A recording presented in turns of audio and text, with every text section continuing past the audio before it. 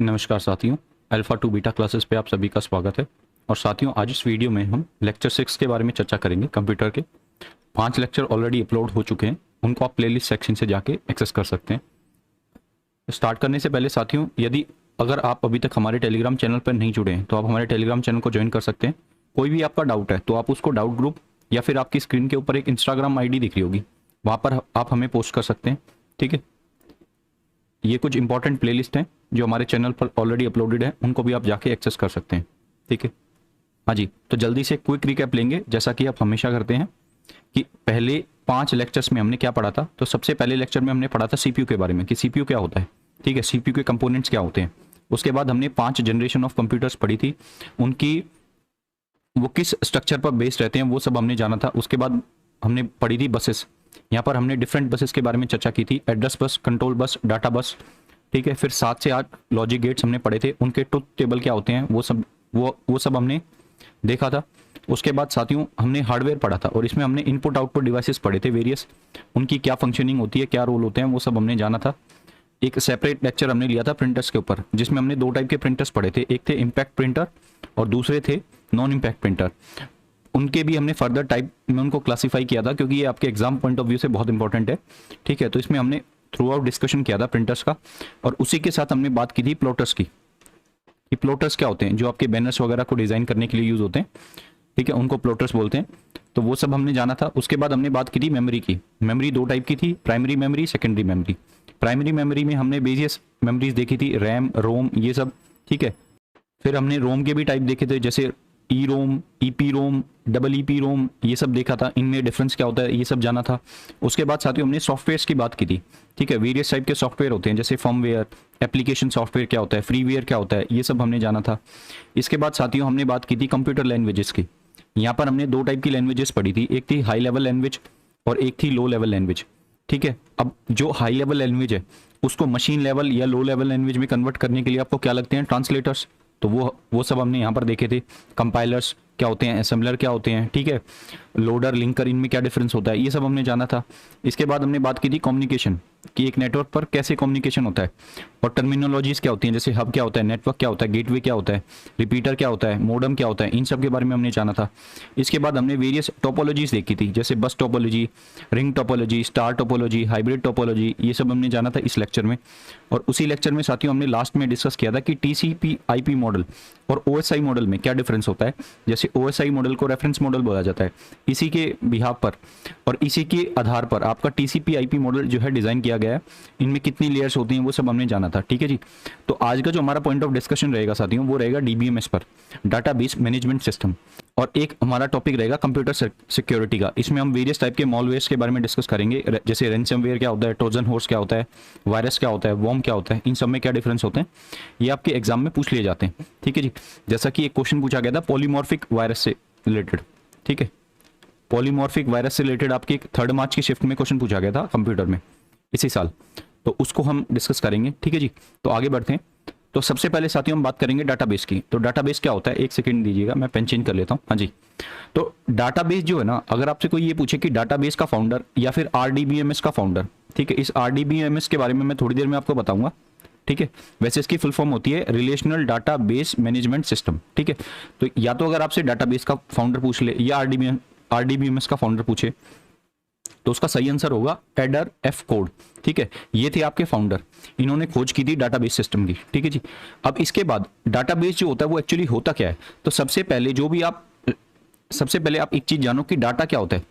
ठीक है, डाटा क्या होता है जी, आपको मान लो पीछे से किसी ने एक कुछ फैक्ट्स एंड फिगर्स दे दिए, ठीक है, टेबुलर फॉर्म में या किसी भी फॉर्म में वो सप्लाई कर दिया, तो अभी उसकी जो फॉर्म है साथियों वो प्रोसेस्ड फॉर्म नहीं है, अभी वो डाटा आपको रैंडम मिला है, तो उसको हम क्या बोलेंगे, उसको हम डाटा बोलेंगे। ठीक है, तो जो रॉ फैक्ट्स एंड फिगर्स होते हैं उनको हम डाटा बोलते हैं, और जब इन रॉ फैक्ट्स एंड फिगर्स पर हम कुछ काम करते हैं, कुछ एनालिटिक्स करते हैं, उनको प्रोसेस फॉर्म में, एक मीनिंगफुल फॉर्म में जब हम उनको कन्वर्ट कर देते हैं, तब वो जो डाटा है वो किस में चेंज हो जाता है, वो इंफॉर्मेशन में चेंज हो जाता है। अब साथियों ये फर्दर जो इन्फॉर्मेशन होती है, अगर इसको हम ऑर्गेनाइज कर दें कि भाई रोल नंबर एक तरफ, आपके जो क्लास का वो है वो एक तरफ, सेक्शन वाइज एक तरफ, ठीक है, फिर उनके एड्रेस एक तरफ, तो जब हमने उनको ऑर्गेनाइज कर दिया, उस इंफॉर्मेशन को ऑर्गेनाइज कर दिया, तो ऑर्गेनाइज करके हम उसको स्टोर कर रहे हैं, तो वो हम स्टोर कहाँ करते हैं, तो उनको हम स्टोर करते हैं डाटाबेस में। ठीक है, और ऐसे डाटाबेस का कलेक्शन जो होता है साथियों, ठीक है, जिसमें हम वेरियस टाइप के फंक्शन परफॉर्म करते हैं, जैसे क्रिएट करना, उसको स्टोर करना, किसको, डाटाबेस को, और उसको ऑल्टर करना, मतलब उसमें चेंजेस करना। तो उस सब चीज़ों को क्या बोलते हैं, उनको बोलते हैं डाटाबेस मैनेजमेंट सिस्टम, ठीक है। बेसिकली ये जो डीबीएमएस है ना, ये एक तरीके का सॉफ्टवेयर, मतलब डाटाबेस को स्टोर करने के लिए आपको एक सॉफ्टवेयर लगता है, उस सॉफ्टवेयर को डीबीएमएस बोलते हैं, ठीक है। और डाटाबेस में बता चुका हूं डाटाबेस का मतलब क्या होता है, ठीक है जी। इस डीबीएमएस की हेल्प से आप वेरियस इन टाइप के फंक्शनों को ऑपरेट कर सकते हैं, और भी बहुत फंक्शन होते हैं जैसे ट्रंकेट वगैरह, बट आपके एग्जाम पॉइंट ऑफ व्यू से आपको बस इतना पता होना चाहिए कि इन सब में डिफरेंस क्या होता है, ठीक है। तो डाटाबेस और डाटाबेस मैनेजमेंट सिस्टम में आपको डिफरेंस पता चला। तो अब देखो, ये चीज मैंने डिस्कस कर ली। इसके बाद देखो, डाटाबेस का जो फाउंडर था वो हमने डिस्कस कर लिया। अब देखो, ये जो वेरियस आपको आपकी स्क्रीन पर दिख रहे हैं ना, ये क्या है, बेसिकली ये डीबीएमएस सॉफ्टवेयर हैं, ठीक है, जिनकी हेल्प से हम डाटाबेस को स्टोर करते हैं। तो जैसे आपको दिख रहा होगा कैसेंड्रा, ये आपके एग्जाम में पूछे जाते हैं कि भाई आपको 4 ऑप्शन दे दिए जाएंगे, बोलेगा कि इनमें से कौन सा एक डीबीएमएस सॉफ्टवेयर नहीं है, वो आप बताओ। तो कैसेंड्रा हुआ, एसक्यूएल सर्वर हुआ, माई एसक्यूएल हुआ, एचबेस हुआ, ठीक है, ओरेकल हुआ, मोंगोडीबी हुआ, एसक्यूलाइट हुआ, काउच हुआ, टाइटन हुआ। ये सब क्या है, ये सब साथियों आपके डाटाबेस मैनेजमेंट सिस्टम है, ठीक है, डीबीएमएस सॉफ्टवेयर हैं ये। तो ये आपको पता होना चाहिए। ओरेकल वाला काफी बार पूछा जाता है। तो देखो, अब हमने डाटाबेस के बारे में चर्चा कर ली, अब हम समझेंगे कि डीबीएमएस और आरडीबीएमएस में क्या डिफरेंस होता है। तो डीबीएमएस जो होता है ना, उसमें जो स्टोरेज होती है वो फाइल की फॉर्म में स्टोरेज होती है, जबकि जो रिलेशनल डाटाबेस मैनेजमेंट सिस्टम होता है उसमें रोज एंड कॉलम्स की फॉर्म में डाटा को स्टोर किया जाता है। मतलब आप बोल सकते हो टेबुलर फॉर्म में आपका डाटा दिखता है। और अधिकतर जो आप अभी के टाइम में यूज करते हैं वो आरडीबीएमएस ही यूज कर रहे हैं हम, ठीक है। जब भी आपको डाटा को एक टेबुलर फॉर्म में दिखाया जाता है, जैसे स्टूडेंट एक तरफ, ठीक है, उनकी रोल नंबर आईडी एक तरफ, उनका एड्रेस एक तरफ, वो सब चीजें जो दिखाई जाती है वो आरडीबीएमएस की सहायता से स्टोर की जा रही होती है, ठीक है जी। अब देखो आगे बढ़ेंगे। अब यहाँ पर मैं आपको बताऊंगा कि आपका जैसे ये रिलेशनल डेटाबेस मैनेजमेंट जो सिस्टम होता है, इसमें सबसे पहले आपको ये पता होना चाहिए कि हम जो स्टोर कर रहे हैं वो रोज एंड कॉलम की फॉर्म में स्टोर कर रहे हैं। तो रोज को एक अल्टरनेटिव नाम दिया गया है जिसको बोलते हैं टपल, ठीक है। तो आपके एग्जाम में अगर आपसे ये पूछे कि भाई रो का जो दूसरा नाम होता है वो क्या होता है, तो आपको ऑप्शन दे सकता है कि जैसे टपल, एट्रीब्यूट्स, ठीक है, ये सब। तो उसमें सही आंसर आपका होगा टपल, ठीक है। तो रो को हम टपल के नाम से जानते हैं और कॉलम को हम जानते हैं एट्रीब्यूट्स के नाम से, ठीक है। अब डिग्री क्या होती है, तो जितने भी कॉलम्स है ना आपके टेबल में, मान लो मैंने एक ये टेबल बनाई, ठीक है, ऐसे इसमें मैंने 4 कॉलम बना दिए, ठीक है। तो इसमें 4 कॉलम हो गए, मतलब इसमें 4 एट्रीब्यूट है, और अगर इसमें 4 एट्रीब्यूट हैं तो इस पर्टिकुलर टेबल की जो डिग्री होगी वो साथियों 4 हो जाएगी, ठीक है। ये चीज आपको क्लियर हुई। तो डिग्री ऑफ टेबल क्या होता है, जिसमें जितने उसमें एट्रीब्यूट्स हैं, तो ये चीज भी आपको ध्यान रखनी है। अब आरडीबीएमएस के बारे में और क्या चीजें हमें पता होनी चाहिए। जैसे ये क्या है, एक तरीके का सॉफ्टवेयर प्रोग्राम है। ये मैंने आपको बताया कि डाटाबेस एक अलग चीज है और डाटाबेस मैनेजमेंट सिस्टम एक अलग चीज है। डाटाबेस मैनेजमेंट सिस्टम जो होता है वो उस डाटाबेस को स्टोर करने के लिए एक सॉफ्टवेयर होता है, ठीक है। तो ये चीज मैं बता चुका हूँ कि क्रिएट करने के लिए और स्टोर करने के लिए उस डाटा को आपको क्या लगता है, एक आरडीबीएमएस लगता है। एग्जाम्पल मैं आपको बता चुका हूँ साथियों। अब देखो, कीज में आगे बढ़ने से पहले मैं आपको साथियों थोड़ा ये बता देता हूं कि इसमें डाटा की हायरार्की कैसे चलती है। सबसे पहले जो आप डाटा स्टोर करते हो वो बिट्स की फॉर्म में स्टोर करते हो। बिट्स के बाद वो आता है कैरेक्टर की फॉर्म में। जब बहुत सारी बिट्स मिल जाती हैं तो कैरेक्टर्स या फिर बाइट बन जाती है। अब बहुत सारे कैरेक्टर बन के आपका एक फील्ड बन जाती है। जैसे आपको दिख रहा होगा यहाँ पर इस टेबल में इस पर्टिकुलर चीज को मैं क्या बोलूंगा, एक फील्ड होगी। और ऐसी बहुत सारी फील्ड मिलके एक क्या बना देती हैं, बहुत सारी जो रोज एंड कॉलम्स में वो अगर मिला दूं तो एक आपका पूरा क्या बन जाता है, डाटाबेस बन जाता है, ठीक है। तो ये चीज समझ में आई आपको कि भाई सबसे पहले आपकी बिट्स आती हैं, बिट्स के बाद कैरेक्टर्स आते हैं, बहुत सारे कैरेक्टर्स मिलके एक फील्ड को जो है वो बनाते हैं। और ऐसी बहुत सारी फील्ड जब बन जाती हैं तो उससे डिफरेंट रोज एंड कॉलम्स बन जाते हैं। और जब ये डिफरेंट रोज एंड कॉलम जुड़ जाएंगे तो आपका एक पूरा क्या तैयार हो जाएगा, पूरा एक डाटाबेस तैयार हो जाएगा, ठीक है। अब इसके बाद मैं बात करूंगा कि आपकी जो डाटाबेस है उसमें कुछ कीज होती हैं, वो सबसे इंपॉर्टेंट है, ठीक है। आपसे पूछ लिया जाता है कि भाई सुपर की, कैंडिडेट की, प्राइमरी की, ये सब क्या होती हैं। तो सबसे पहले आप जानो कि प्राइमरी की क्या होती है। सबसे पहले हम बात करेंगे प्राइमरी की। अब देखो साथियों, जो प्राइमरी की होती है ना, ये क्या होती है, ये एक ऐसी की होती है जो कि एक टेबल को यूनिकली आइडेंटिफाई कर दे। मतलब इसको मैं एक एग्जांपल के माध्यम से समझाऊंगा आपको। जैसे यहाँ पर देखो आप, इसमें क्या है, अब ये जो स्टूडेंट आईडी आपको दिख रही है, इस पर्टिकुलर टेबल में student ID, roll number, first name, last name और ईमेल। अब ये जो स्टूडेंट आईडी आपको दिख रही है ना, ये इसमें प्राइमरी की है। ऐसा क्यों? क्योंकि भाई हर एक पर्सन का, जैसे ये टॉम है तो इसका रोल नंबर एक यूनिक होगा। निक जो है इसका रोल नंबर, सॉरी मैंने उल्टा बोल दिया, ये जो टॉम है इसका स्टूडेंट आईडी अलग होगा, ये निक जो है इसका स्टूडेंट आईडी अलग होगा। मतलब ये एक अगर मैं स्टूडेंट आईडी में 1 डालूंगा से फॉर एग्जांपल अगर मैं स्टूडेंट आईडी में 1 डालूंगा तो मुझे इस टॉम की पूरी डिटेल दिख जाएगी। मतलब ये जो पहली वाली रो है ना, ये मेरे सामने निकल के आ जाएगी जब मैं 1 डालूंगा स्टूडेंट आईडी में। तो ये चीज आपको समझ में आई कि भाई प्राइमरी की एक ऐसी यूनिक की होती है जिसको डालने से वो पूरी जो आपकी जो रो है ना वो एक यूनिकली आइडेंटिफाई हो जाए, इसका मतलब ये होता है। ठीक है, तो अब एक चीज बताओ, यही चीज मैंने यहाँ पर लिखी हुई है कि भाई इसको है ना कैंडिडेट की में से सेलेक्ट किया जाता है। इस चीज को मैं आपको थोड़ी देर बाद बताऊंगा जब मैं आपको कैंडिडेट की बता रहा हूँ। अब यहाँ पर आपको इंपॉर्टेंट चीज जो ध्यान रखनी है वो ये है कि एक तो इसमें डुप्लीकेसी नहीं हो सकती। भाई डुप्लीकेसी क्यों नहीं हो सकती? मैंने आपको एक बात बताई कि भाई ये एक यूनिक की होती है, मतलब हर एक स्टूडेंट आईडी अपने आप में यूनिक है। ऐसा नहीं हो सकता भाई स्टूडेंट आईडी 1 पे टॉम भी एसोसिएटेड है और स्टूडेंट आईडी 1 पे ही निक भी एसोसिएटेड है, ऐसा तो नहीं हो सकता। ऐसे ही तो रिडंडेंसी आ जाएगी डाटा में। तो आपको एक चीज पता होनी चाहिए कि जो प्राइमरी की होती है वहां पर आपको डुप्लीकेसी नहीं होनी चाहिए आपकी। दूसरी बात, वो नल भी नहीं होनी चाहिए, क्योंकि भाई अगर डाटा को आइडेंटिफाई करना है यूनिकली तो उसी स्टूडेंट आईडी की मदद से ही तो मैं कर सकता हूं। अगर स्टूडेंट आईडी एम्प्टी होगी तो मैं उस डाटा को रिट्रीव ही नहीं कर पाऊंगा। तो ये चीज आपको पता होनी चाहिए, ना तो प्राइमरी की में डुप्लीकेसी चलेगी, ना वहां पर वो फील्ड नल होनी चाहिए। तो ये दो चीजें आपको इंपॉर्टेंट है, ये आपके एग्जाम में पूछी जा सकती है कि प्राइमरी की क्या कभी नल हो सकती है, तो वो स्टेटमेंट आपकी क्या हो जाएगी, गलत हो जाएगी। ठीक है, अब दूसरी बात, एक टेबल में केवल एक प्राइमरी की हो सकती है और इसका रीजन यही है कि ये यूनिक होती है। ठीक है, इसी रीजन के चलते जो आपकी एक टेबल है उसमें एक प्राइमरी की होगी आपकी। और जैसे कि आपको इसमें दिख रहा होगा, इस पर्टिकुलर टेबल में जो आपकी प्राइमरी की है वो कौन सी है, वो है स्टूडेंट आईडी। ठीक है, अब बात करेंगे आगे कि अब मैं बात करूंगा साथियों इसकी कैंडिडेट की। अब कैंडिडेट की क्या होती है भाई, इसमें आप ये बोल सकते हो कि भाई ये एक कॉलम में की हो सकती है या फिर एक ग्रुप ऑफ कॉलम्स हो सकता है जो कि डाटा को यूनिकली आइडेंटिफाई कर दे। जैसे आप बोल सकते हो कि भाई roll number plus registration number जो है ये कैंडिडेट की हो सकती है, इनसे मैं इस पूरे डाटा को यूनिकली आइडेंटिफाई कर सकता हूं। जैसा मैंने यहाँ पर उदाहरण दिया आपको, यहाँ पर देखो आप, जैसे ये स्टूडेंट आईडी है, रोल नंबर है, ईमेल है, ये सारी क्या है, कैंडिडेट की है। ठीक है, और इसीलिए मैंने आपको एक स्टेटमेंट पीछे लिखवाई थी कि जो प्राइमरी की होती है, प्राइमरी की जो आपकी होती है वो कहां से निकलती है, वो कैंडिडेट की से निकलती है। और यही रीजन है साथियों इसका। ठीक है, तो प्राइमरी की हमेशा आपकी कहां से निकलेगी, कैंडिडेट की से। और कैंडिडेट की क्या होगी, या तो एक कॉलम या फिर ग्रुप ऑफ कॉलम्स जो होंगे जो कि टेबल को यूनिकली आइडेंटिफाई कर ले, वो एक कैंडिडेट की होगी। अब एक चीज और पता होनी चाहिए साथियों आपको, कैंडिडेट की एक से ज्यादा हो सकती है जबकि प्राइमरी की आपकी केवल एक ही होगी। ऐसा नहीं हो सकता कि स्टूडेंट आईडी और लास्ट नेम आपकी प्राइमरी की हो जाए। प्राइमरी की आपकी पूरे टेबल में एक ही होगी, जबकि कैंडिडेट की मोर देन 1 हो सकती है, जैसा कि आपको यहां दिख रहा है। ठीक है, ये चीज आपको क्लियर हुई। तो मैंने आपको बताया कि भाई जो आपकी कैंडिडेट की है वो कॉलम या फिर ग्रुप ऑफ कॉलम्स हो सकती है जो कि एक टेबल को यूनिकली आइडेंटिफाई कर रही होगी। फील्ड में आपको बता चुका हूं। ठीक है, ये स्टेटमेंट आपको मैं जब बताऊंगा जब मैं आपको सुपर की बता रहा हूँ। ठीक, अब देखो सुपर की के बारे में चर्चा करते हैं। सुपर की क्या होता है, ये एक सेट ऑफ कीज होता है। ठीक है, जो कि एक पूरे टेबल को यूनिकली आइडेंटिफाई कर दे। जैसे सुपर की of an entity set is a set of 1 और मोर एट्रीब्यूट्स। अब देखो ये एक सेट है, सेट किसका, एक या एक से ज्यादा एट्रीब्यूट्स। अब मैंने बताया था आपको कि एट्रीब्यूट क्या होते हैं, कॉलम्स होते हैं। तो एक या एक से ज्यादा आपके कॉलम के अंदर जो कि उस पर्टिकुलर एंटिटी मतलब उस पर्टिकुलर रो को यूनिकली आइडेंटिफाई कर दे, तो वो आपकी क्या हो जाएगी, सुपर की हो जाएगी। मतलब ऐसी ग्रुप ऑफ कीज जो कि या तो एक कॉलम या फिर ग्रुप ऑफ कॉलम्स जो कि उस पर्टिकुलर रो को यूनिकली आइडेंटिफाई कर दे, वो आपकी क्या हो जाएगी, सुपर की हो जाएगी।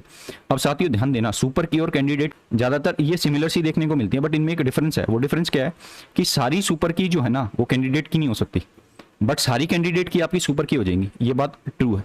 ठीक है, इसका रिवर्स जो है वो ट्रू है, ये याद रखना आप कि सारी सुपर की आपकी कैंडिडेट की नहीं होंगी, बट सारी कैंडिडेट की आपकी सुपर की हो जाएंगी। ठीक है, ये डिफरेंस आपको क्लियर होना चाहिए साथियों, आपके एग्जाम में पूछा जा सकता है ये। ठीक है, और ये चीज मैंने बता दी आपको। अब फॉरेन की बारे में बता देता हूं। फॉरेन की क्या होती है, देखो इसको एक एग्जाम्पल से समझते हैं। एक सेकेंड दीजिएगा।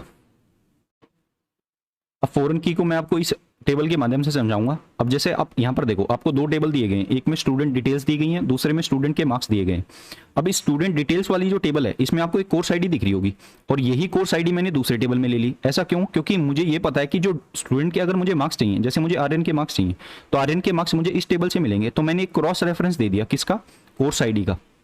अब ये जो साथियों मेरी कोर्स आईडी है ना, ये इस टेबल की फॉरेन की होगी और इस टेबल की फॉरेन की होगी, क्योंकि ये दोनों को क्या कर रही है, लिंक कर रही है। तो आपको एक चीज याद रखनी है, जो फॉरेन की होती है ये हमेशा लिंक करने के लिए यूज की जाती है। फॉरेन मतलब बाहर की चीजों से, तो बाहर का कोई दूसरा टेबल है उससे लिंक करने के लिए ये जो की है वो यूज़ की जा रही है। जैसा कि अगर मैं कोर्स आईडी 101 पर देखता हूँ, तो अगर मुझे आरएन के मार्क्स दिखने, तो आरएन की जीपीए मुझे मिल जाएगी यहाँ पर। जैसे ही मैं इसमें 101 डालूंगा तो वो सीधा यहाँ पर आएगा और यहाँ पर मुझे वो 3 रिटर्न कर देगा। तो ये चीज़ आपको पता हुई। जैसे सचिन के लिए मैं डालूंगा कोर्स आईडी 102, तो 102 अपने आप में यूनिक है, तो उसके कोरस्पॉन्डिंग मुझे जीपीए कितना मिलेगा, 4। तो ये चीज़ आपको देखने को मिल रही होगी कि जो आपकी फॉरेन की होती है ये किस लिए यूज कर रही हैं, ये एक लिंक करने के लिए, दो टेबलों को लिंक करने के लिए यूज की जाती है। तो यही चीज मैंने यहाँ पर लिखी हुई है कि जो आपकी फॉरेन की होती है ये क्रॉस रेफरेंस के लिए यूज की जाती है। जब दो टेबल में मुझे क्या एस्टेब्लिश करना हो, एक रिलेशनशिप एस्टेब्लिश करनी हो, डाटा को रिट्रीव करना हो, ठीक है जी। और इसकी जो वैल्यू होती है वो किससे ड्राइव होती है, वो आपकी प्राइमरी की से ड्राइव होती है। अब आप यहाँ पर देख भी सकते हैं इस टेबल में ये इसकी प्राइमरी की होगी, क्योंकि यहाँ पर सारी फील्ड क्या है, यूनिक है, ठीक है जी। तो ये चीज आपको समझ में आई। इसके बाद कुछ और बात कर लेते हैं डाटाबेस से रिलेटेड, कि डाटाबेस की 4 प्रॉपर्टीज होती हैं जिनको एसिड प्रॉपर्टी बोला जाता है। डाटाबेस की एसिड प्रॉपर्टीज, ए मतलब एटॉमिसिटी, सी मतलब कंसिस्टेंसी, आई मतलब आइसोलेशन और डी मतलब ड्यूरेबिलिटी।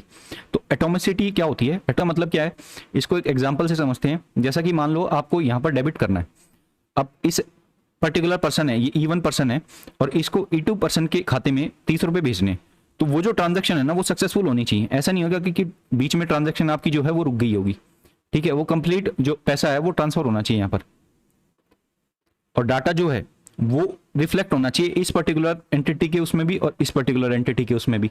और यहाँ पर कंसिस्टेंसी का मतलब क्या है, कंसिस्टेंसी का मतलब है कि अगर आपने यहाँ पर 30 रुपए डेबिट कराए तो यहाँ पर 30 रुपए क्रेडिट होने चाहिए। ऐसा नहीं हो सकता कि भाई यहाँ से 30 रुपए ट्रांसफर हुए हैं, यहाँ पर क्रेडिट 40 हो रहे हैं।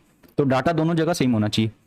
इसके बाद बात करेंगे आइसोलेशन की। आइसोलेशन का मतलब ये है कि मान लो एक टेबल में ट्रांजैक्शन हो रही है तो उससे टेबल 2 में कोई चेंजेस जो है वो रिफ्लेक्ट नहीं होने चाहिए, ठीक है। ड्यूरेबिलिटी का मतलब क्या है कि ये जो डाटा है ये लंबे टाइम तक चलना चाहिए। मतलब ऐसा नहीं होगा कि कल को, मतलब आज कोई डाटा का मतलब वैल्यू जो है वो 30 है, कल उसी डाटा में जो चेंजेस करके वो वैल्यू 40 होगी या कुछ और चेंज होके ये डाटा बदल गया। डाटा बदलना नहीं चाहिए, डाटा की ड्यूरेबिलिटी जो है वो लंबे टाइम तक होनी चाहिए। तो ये एसिड प्रॉपर्टी होती है, साथ ही यहाँ पे एग्जाम में पूछी जा सकती है कि डाटाबेस के अंदर कितनी प्रॉपर्टीज होती हैं। तो 4 प्रॉपर्टीज होती हैं, एटोमिसिटी, कंसिस्टेंसी, आइसोलेशन और ड्यूरेबिलिटी, ठीक है जी। इसके बाद अब डाटाबेस को क्रिएट करने के लिए कोई लैंग्वेज लगती होगी। जैसा कि हमने देखा है कि कोई भी सॉफ्टवेयर को बनाने के लिए या कोई भी प्रोग्राम को बनाने के लिए वेरियस लैंग्वेजेस का यूज किया जाता है। तो डाटाबेस की जो लैंग्वेज है जिसमें डाटाबेस को बनाया जाता है तो वो कौन सी लैंग्वेज है, वो है एसक्यूएल, स्ट्रक्चर क्वेरी लैंग्वेज। तो आपको याद रखना है कि जो एसक्यूएल लैंग्वेज है, इस पर्टिकुलर लैंग्वेज से हम क्या बनाते हैं, इस पर्टिकुलर लैंग्वेज से हम डाटाबेस को क्रिएट करते हैं। और एसक्यूएल लैंग्वेज के भी काफी सारे टाइप्स हैं, जैसे डीएमएल, डीडीएल, ये सब आपके एग्जाम पॉइंट ऑफ व्यू से इंपॉर्टेंट नहीं है, बट आपको इतना पता होना चाहिए कि एसक्यूएल पर्टिकुलर लैंग्वेज से हम डाटाबेस को क्रिएट कर रहे होते हैं।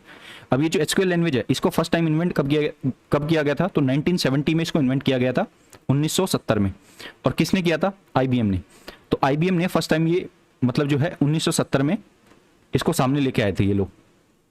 इसके बाद बात करेंगे, ये चीज हम डिस्कस कर चुके हैं।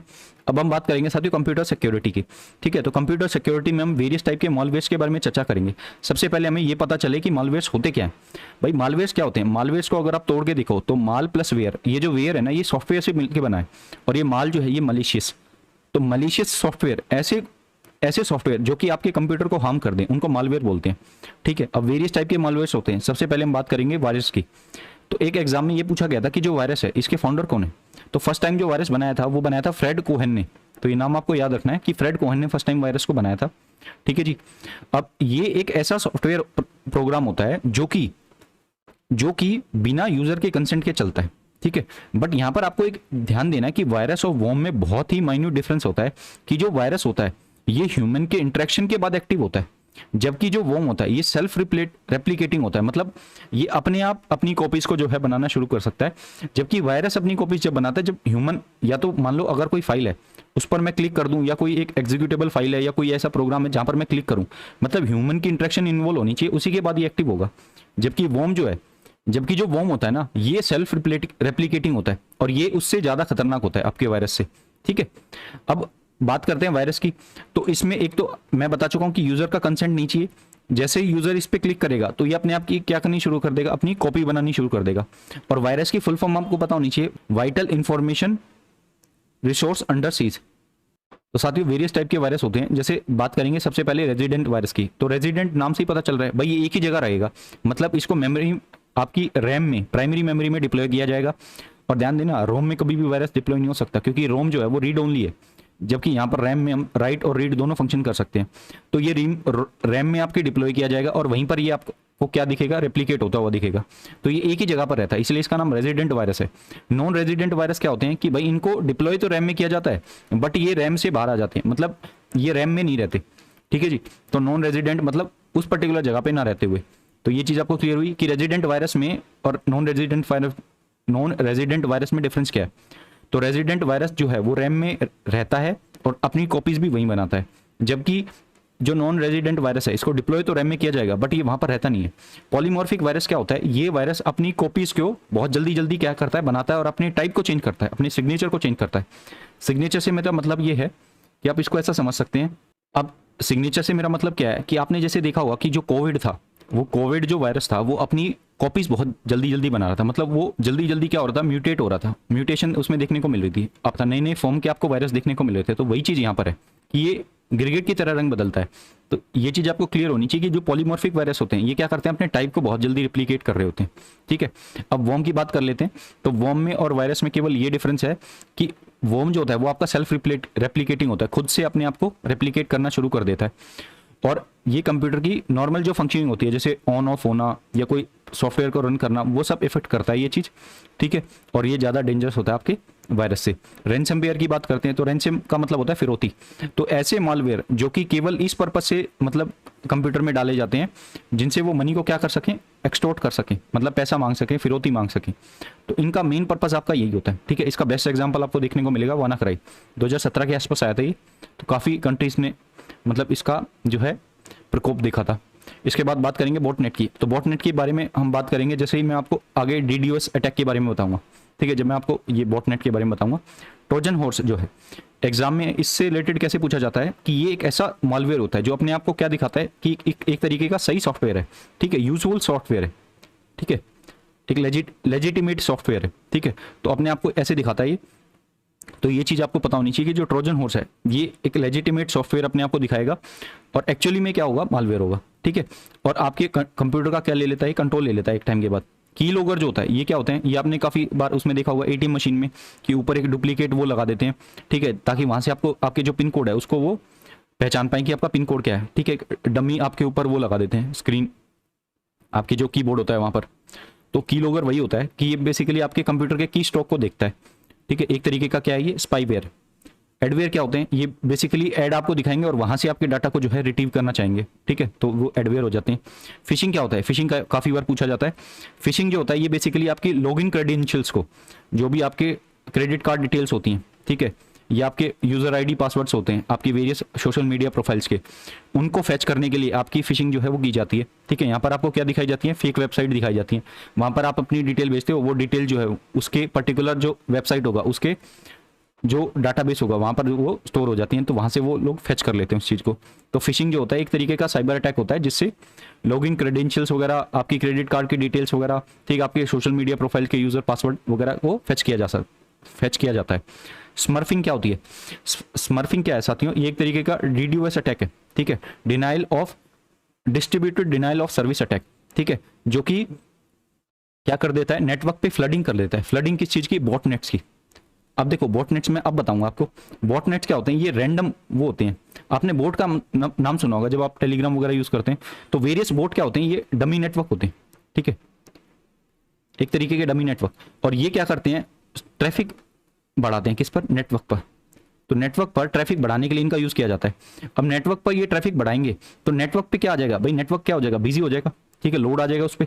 तो वो लोड जैसे ही उस पर आएगा तो वो सर्वर क्या हो जाता है, डाउन हो जाता है।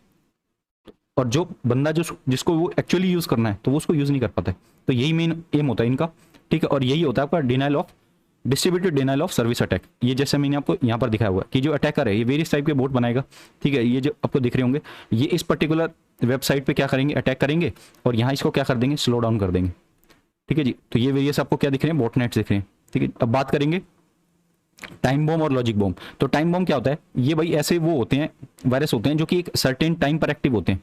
जबकि लॉजिक बॉम्ब क्या होते हैं, ये वेरियस वायरस होते हैं जो कि एक लॉजिक के बाद ट्रिगर होते हैं। मतलब कोई भी एक लॉजिक उसमें डाला गया होगा वायरस में, जब भी वो मतलब वो कंडीशन ट्रू होगी लॉजिक वाली तब वो एक्टिव हो जाएंगे। तो ये हो जाएंगे आपके लॉजिक बॉम्ब। ठीक है। अब एंटीवायरस की बात कर लेते हैं। अब इन वायरस से ट्रीट करने के लिए, इन वायरस को ट्रीट करने के लिए, ठीक है, हमारे पास क्या होते हैं, एंटीवायरस होते हैं। ये वेरियस सॉफ्टवेयर्स होते हैं जिनका यूज हम मिनिमम वायरस हमारे कंप्यूटर को अटैक कर पाए उनके लिए यूज करते हैं इनको। तो इसमें कुछ फैक्चुअल इन्फॉर्मेशन है। जैसे पहला एंटीवायरस था, उसका नाम क्या था, रीपर। फाउंडर ऑफ एंटीवायरस कौन है, जॉन मैकेफी, और इनके नाम पर आपको एक एंटीवायरस दिखता है मैकेफी नाम से, ठीक है। एंटीवायरस के नेम, अब ये नेम आपको याद होने चाहिए क्योंकि आपके एग्जाम में पूछा जा सकता है इनमें से कौन सा एक एंटीवायरस का नेम नहीं है। तो नॉर्टन हुआ, कैस्परस्काई हुआ, अवीरा हुआ, अवस्ट हुआ, ठीक है, एक एवीजी आपने सुना होगा, ठीक है। विंडोज डिफेंडर, ये आपके माइक्रोसॉफ्ट विंडोज का इनबिल्ट एंटीवायरस होता है, ठीक है। अब फायरवॉल क्या होते हैं, फायरवॉल बेसिकली ये नेटवर्क डाटा को फिल्टर करने के लिए यूज किया जाता है। जब भी आप नेट यूज कर रहे हैं, इंटरनेट यूज कर रहे हैं, तो आपकी फायरवॉल हमेशा ऑन होनी चाहिए। ये बेसिकली क्या करती है, जो आपके नेटवर्क से ट्रैफिक आ रहा है ना, तो उसको फिल्टर करती है। अगर उसमें कोई भी ऐसी मलिशियस इंफॉर्मेशन या कोई ऐसा सॉफ्टवेयर है जो कि आपके सिस्टम को या पीसी को इफेक्ट कर सकता है, तो उसको फिल्टर आउट कर देती है ये, ठीक है जी। तो फायरवॉल का आपको काम समझ में आया, एंटीवायरस का आपको काम समझ में आया। तो आज का जो हमारा लेक्चर था वो इतना ही था। उम्मीद कर रहे हैं कि आपको लेक्चर अच्छा लगा होगा। अगर आपको लेक्चर अच्छा लगा है तो आप चैनल को सब्सक्राइब कर सकते हैं। इस पर्टिकुलर सीरीज में हार्डली 1 से 2 लेक्चर और आएंगे और आपका ये कंप्यूटर वाला टॉपिक कंप्लीटली फिनिश हो जाएगा, ठीक है। इसी के साथ साथियों मैं आपको एक चीज़ और बताना चाहता हूँ, हमारे जो टेलीग्राम है वहाँ पर हमने जो आपके, ठीक है, आपकी फुल फॉर्म रिलेटेड जो पीडीएफ है वो ऑलरेडी डाली हुई है और शॉर्टकट रिलेटेड पीडीएफ भी डाली हुई है, तो उसको आप जाके चेकआउट कर सकते हैं और वहाँ से उन पीडीएफ को एक्सेस कर सकते हैं, ठीक है जी। और लेक्चर अगर आपको अच्छा लगा है तो इस पर्टिकुलर लेक्चर को आप लाइक कर सकते हैं, ठीक है। तो आज के लिए इतना ही रखते हैं, जल्दी हम और भी लेक्चर्स के साथ आएंगे, तब तक के लिए अपना ख्याल रखें। जय हिंद।